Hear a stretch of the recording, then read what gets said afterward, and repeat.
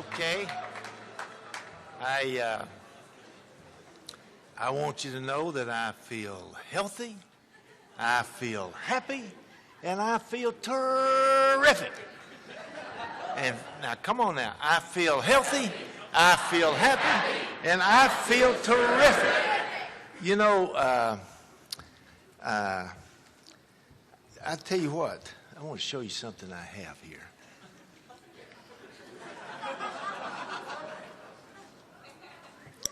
This tie, and it says it's a handmade tie.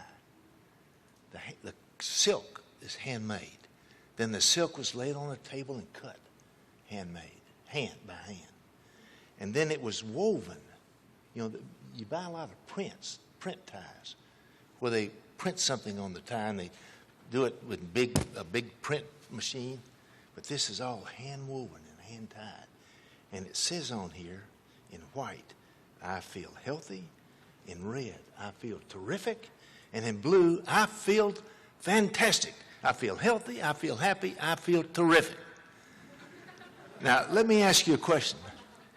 How many of you young ladies would like to have a scarf this color with I feel healthy, I feel happy, I feel terrific on it? Hold your hand. And how many of you young men would like to have a scarf like this where you can wear your Tom James suit coat and your Tom James Levi's and a Tom James shirt unbuttoned and the tie not pulled all the way up like mine is, but just partly up? How would you like that? Would you like that? Okay, I tell you what I'm going to do for you. How many of you that have never brought 10 people to Nashville, stand up? You've never brought 10 people to Nashville. Okay, if you bring 10 people to Nashville and you're a young lady, I will have a handmade scarf for you, just like this, that will say, I feel healthy, I feel happy, I feel terrific. And that scarf will wrap around your neck, and you'll feel so fantastic. You'll walk taller and faster than you've ever walked before. And you'll feel better than you've ever felt before. And you young men, would you like to have a tie like this? And, of course, you young ladies, now be sure and put it over a Tom James blouse now, okay? Get your sales manager to buy you one of those, okay? And would you young men like to have this where you can wear a Tom James suit coat or blazer and Levi's, Tom James Levi's? And then it says, I feel healthy. How many of you young men would like to have one of these? Hold up here. All right, if you've never brought 10 and you bring 10 this year, I want to have lunch with you in sales school. I'll have a special lunch for you in sales school. And I will present you with your tie. And I will present you with your scarf. Would you like that? Yes. Okie doke. Let me ask you a question. Hold up your hand if I'm going to have to make one for you, because it's going to take a long time to weave this fine fabric, this hand woven. And then it has to be hand autographed, hand sewn. How many of you want one? Let me see your hands now.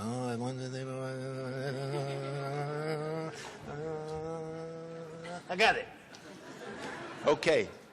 We're going to have a special lunch for one day that you're in sales school. Okay? Now, let me ask you a question. How many of you have brought 10 but never brought 15? Stand up. You brought 10 but never brought 15. Okay? So you brought 10 with you but never 15. Okay, if you bring 15, would you like to have one of these ties? Okay, would you like to have one of these ties? Now remember now, the fabric is pure silk. And the silk is woven this special way. In fact, it has in the silk something that causes you, every time you wear it, you always get what you ask for. And you can say, as you walk into the people you're going to pitch, I feel confident, I feel charismatic, I feel convincing. So each one of you would like one, 1, 2, 3, got you. Okay, and we're going to have a special lunch where I present it to you. This young man right here, stand up. You got a nice looking suit on. I believe you're the epitome of good taste. Subtle sophistication.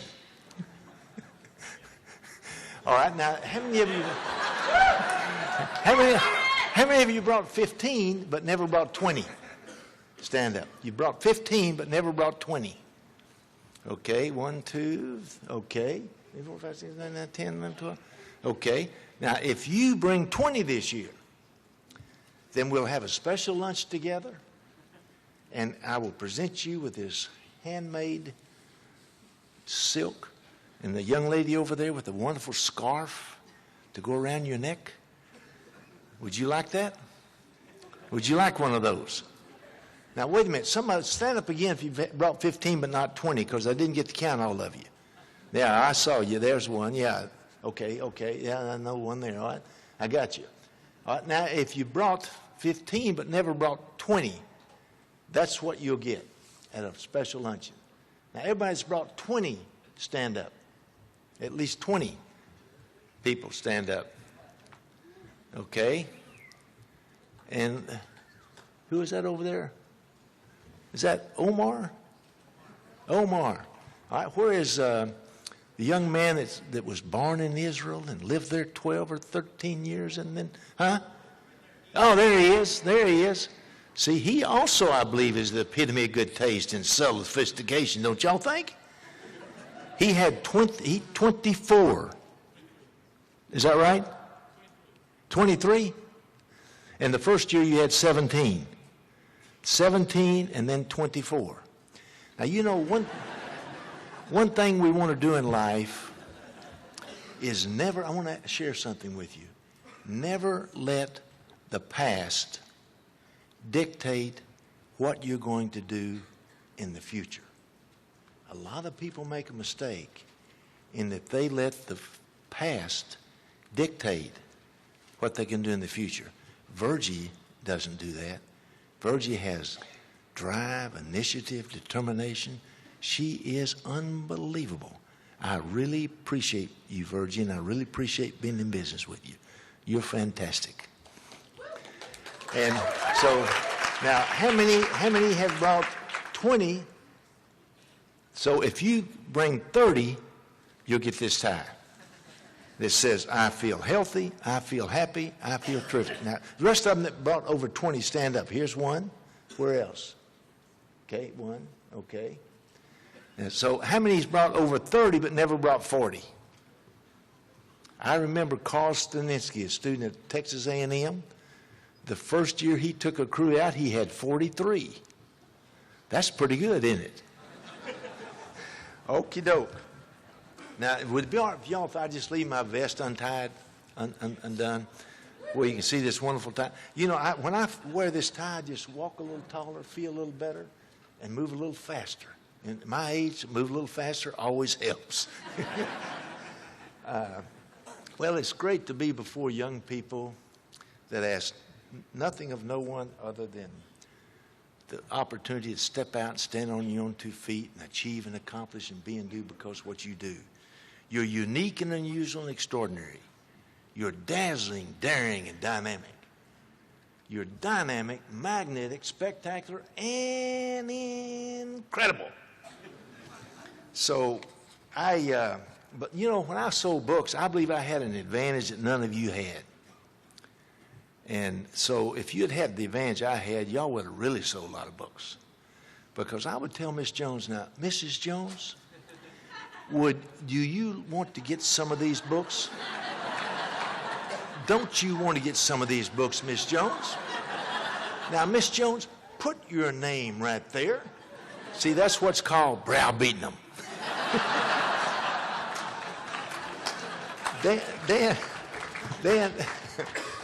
Dan asked me to tell you a little bit about myself, since some of you may not know. I was born in a little town of Ardmore, Oklahoma, which is 110 miles straight north of Fort Worth and Dallas. Some of you people in Estonia will know Fort Worth and Dallas is in the north part of Texas, and then right above that is Ardmore. And some of you other people from Europe, but even some of you people from the United States may not know where Oklahoma is. And when I was 7, my father ran off and left my older brother and my younger sister. But we had a wonderful grandmother and 2 great aunts and uncles, and that was the whole family. So my brother, my sister, and myself moved around with the great aunts and uncles, 2 of them, and my grandmother for a period of time until my mother remarried. And then we moved south 30 miles across the Red River, which John Wayne made famous, and to Gainesville, Texas. And I went to junior high and high school there. I never thought about going to college because we didn't have enough money to get out of the county. But I got really good at shooting baskets. So when I was a senior in high school, I got a letter from the University of Texas in South Texas, offered me a scholarship.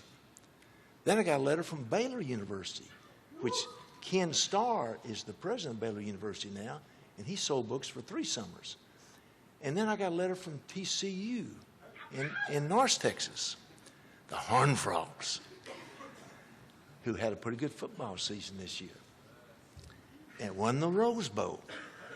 And so I said to myself, you know, I never thought I'd get to go to college, and now I can. So I've got to sit down and analyze very, very carefully these 3 schools and pick out the school that will really, really help me get ahead. And so I want to make a totally unemotional decision.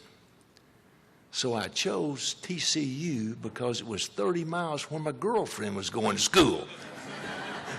Now, that's totally an unemotional decision, isn't it? But I guess it turned out okay because we got married at the end of my freshman year in college. And 54 years later, we're still having a great time and wonderful time.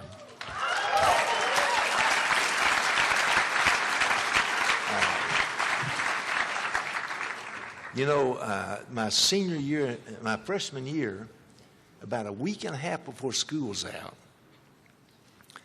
I saw a sign on the bulletin board announcing summer jobs. And I know y'all had never done this, but the night before I'd studied for a test all night long.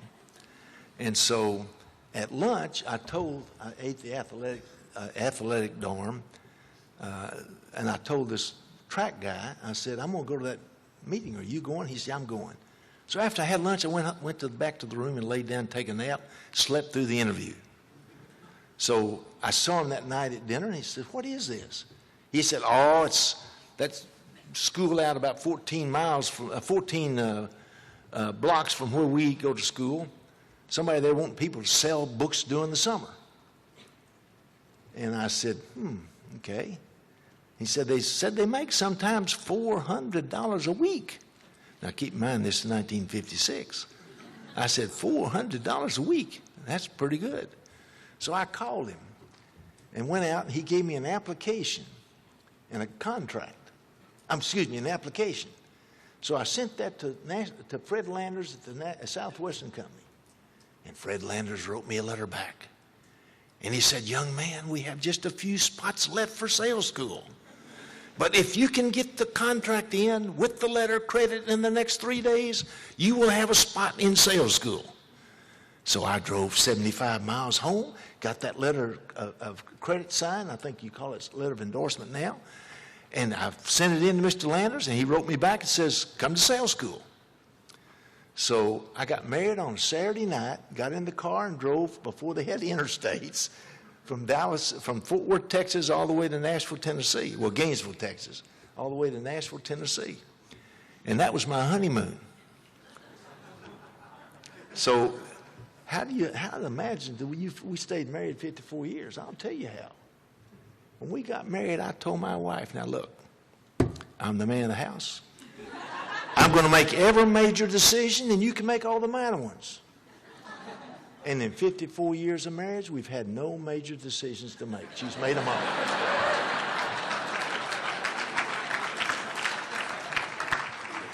You know, you're probably wondering, I bet that guy didn't sell a book, because at the end of the sales school on Friday, Fred Landers called me in, asked me to come in sales school. He announced his Spencer Hays here. So keep in mind, I studied all week long without a student manager. I practiced my sales talks on my wife all week. And so he calls me on Friday and asks me to come to his office. And I remember going to his office, and he was a part Cherokee Indian. I always told him, I said, Fred, you're a real credit to your race. That's what I always told Mr. Landers. He was my mentor and a man that I loved, and a man that for the next 35 years of my life, he meant so much to me. You pick out people, well, I'll talk about him tomorrow night. So anyway, you're probably wondering how I did with, he called me in and said, now this is your student manager, you're going to Michigan. I said, no, my wife's got a job. The coach got her a really good job in Fort Worth. I've got to sell there. I wrote you that in a letter. He said, oh, okay, go back to Texas. Nobody's selling in the whole state. Sell anywhere you want to. So I went back and sold all summer long without a student manager, never went to a Sunday meeting. And how you think I did? I was the #1 first-year salesman. How about that?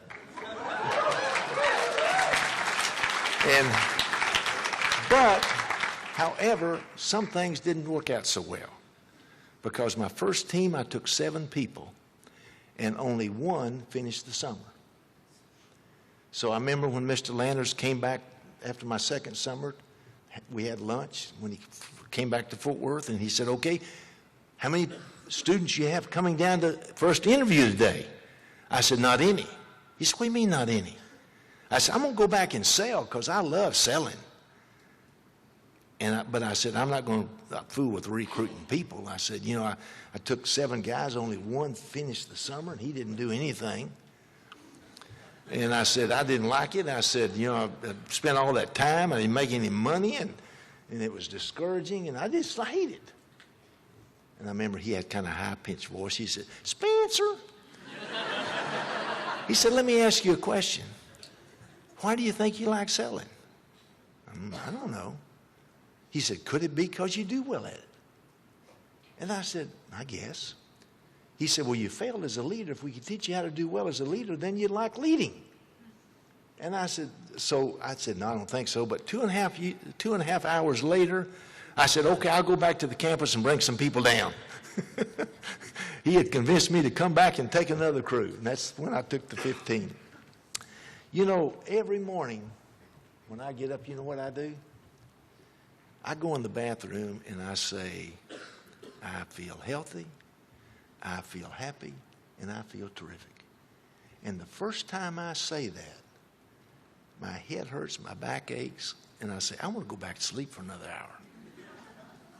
And then after I say it the second time, I still feel that way. And after I say it the third time and fourth time, I get to feeling really good. Will James, a great Harvard psychologist, discovered years ago that action goes before feeling. If you act a certain way, then you'll begin to feel that way. So by me doing that every morning, that's the way I start my day. And after about the 4th time, I'm smiling. The first time, I'm not smiling.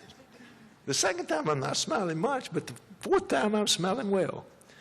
Then what I do is when I tell myself, Spencer, there are 2 types of people in this world. One looks for a way and one looks for an excuse. And it doesn't take any guts or gumption or determination to find an excuse. Anybody can locate one. But it takes quality men and women to find a way over, under, around, or right through any obstacle that stands in your way. Then I look myself right in the mirror, because the most important person you should be true to is yourself. And I look myself in the mirror and I say, what are you going to do today? And I'm ashamed, but many times I haven't done what I'm supposed to do every day. But the more times I tell myself that and then look myself in the mirror and asking myself what I'm going to do, the better I get at it. So and then as I'm tying my tie, I remind myself, Spencer, what you're someday going to be, you're now becoming. And did you know what you're someday going to be, you're now becoming? You don't become 30, 40, then 50. But you get there one day at a time. And if you're unwilling today to do what you're supposed to do today, why would you think you'd be willing to do it tomorrow? That's why it's so important to each and every one of you to every day do what you're supposed to do that day. What you've committed to do, you do. You know, you have a chance to do what's really unique and unusual. This young man that stood up, it took 17 and then 23, did I get that right, 17 and then 23? He earned over $100,000 last year, his third summer in the business. That's a fantastic opportunity. So I just think it's so wonderful that you have a chance to step out and stand on your own 2 feet, ask nothing of no one other than opportunity to see what you can build on your own. You can build your business here. You can stay here as I did, 54 years, and build a great business. And it'll be a reflection of your talents, your skills, and your capabilities. And you can imagine at 1,691 that I had when I became president of the company, that I was making a pretty good income then, you know. So you have that same opportunity. You have the opportunity to step out and decide you're going to do it and do it. And the organization will be whatever you want it to be. It'll be what you create it to be with your skills and your talents and your capabilities. You have a great opportunity to build a great, great business. And most of you will.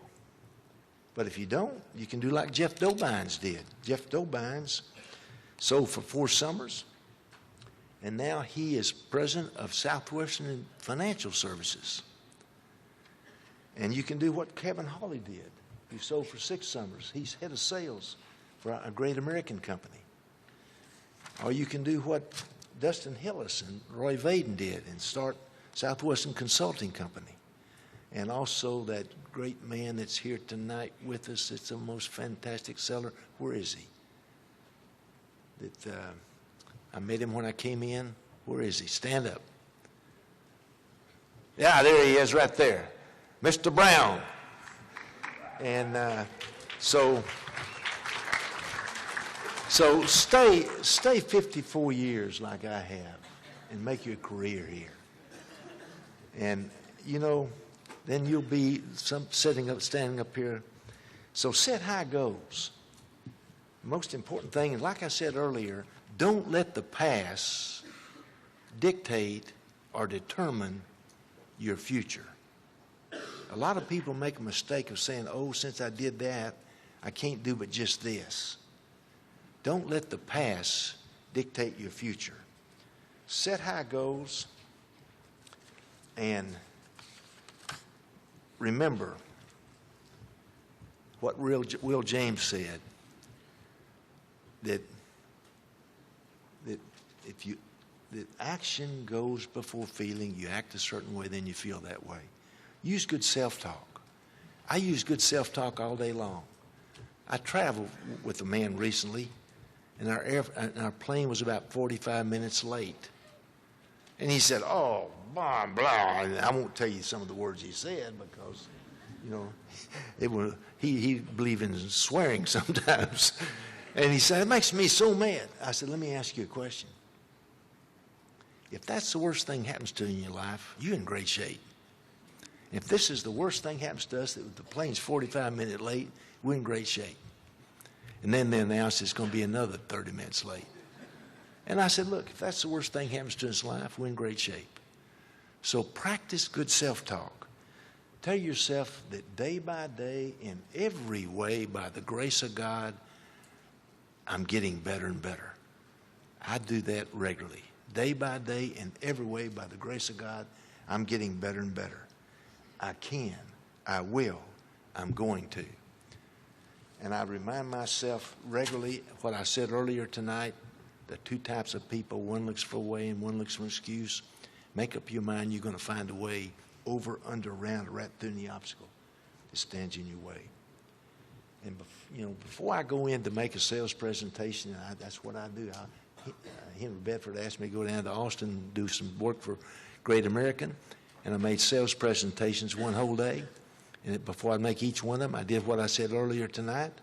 I'd say, I'm confident, I'm charismatic, and boy, am I going to be convincing. You know, Abraham Lincoln, I'll paraphrase it. I won't quote it, I'll paraphrase it. Before he made a speech, he would say, they're going to love what I say. They're going to buy into what I say. They're going to like what I say. What was he doing? He was practicing good self-talk. So if you'll set high goals and not let the future determine the past, not let the past determine your future, and set high goals and use good self-talk, and then hold yourself accountable, you will do really well in life. It's so important for you to do what you've committed to do for yourself. Believe in excellence and make it a habit. You know, there are a lot of phonies in this world. I know that are 60 years old, 70 years old, 50 years old, 40 years old, 22 years old. And a phony is someone that tells themselves they're going to do something, and then they don't do it. So you do what you commit to yourself that you're going to do. Just remember that winners are simply willing to do what losers are unwilling to do.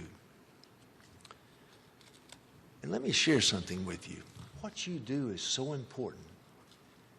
What you do really makes a difference, and what you do really counts.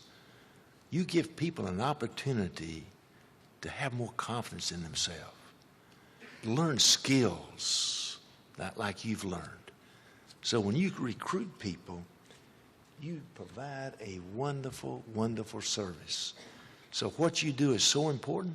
What you do really makes a difference, and what you do really counts. Winston Churchill once said, we make a living by what we get. We make a life by what we give. So the people you recruit gain so much.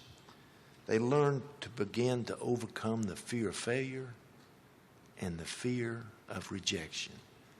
All our life, all your life, and all the life of the people you recruit will always be dealing with overcoming the fear of failure and the fear of rejection. And that is so important. You do so much for so many people that you recruit. Thank you for what you do for the young people that you bring into this business as you go about building your organization. Thank you for your great service that you provide. And thank you for allowing me to be a real small part of the great thing that you do. Thank you very much.